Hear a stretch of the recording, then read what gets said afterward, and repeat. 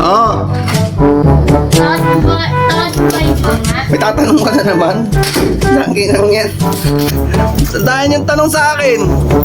Ano? Tatanong mo? Takot ba yung mama? Takot ako sa mama mo? Ako tatanong mo, takot ako. Tigasin ako.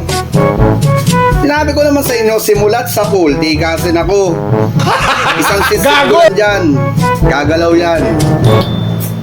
O, ano pa tatanong mo? Ano pa?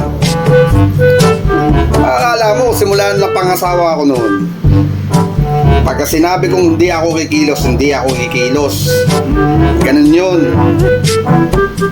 Kaya huwag mo sasabihin sa akin na tatanungin mo ako kung takot ako kay mama. Bata pa kayo. Bata pa kami?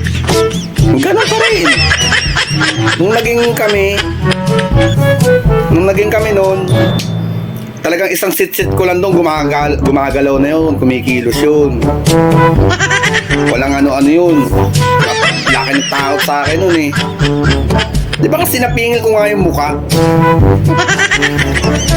Oh. Ano masasabi mo? Oh. Ayan ha, sinagot ko na yung tanong mo.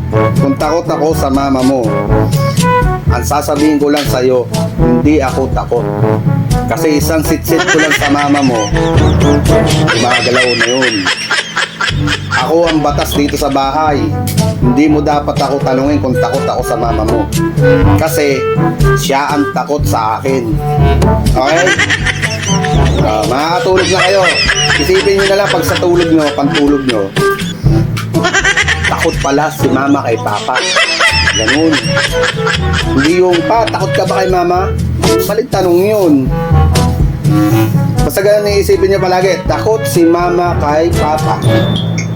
Sabi mo, takot si mama kay papa. Ayan. Sarap ng sunod-sunuran lang sila. Tigasin to eh. Stay! Yung pinagagawa ko sa'yo.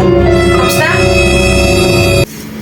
A few moments later. At ang hirap magpapanggap pa ba ako na ako masaya kahit ang totoo talagang wala ka na. Ang unggoy, uminom ng tubig.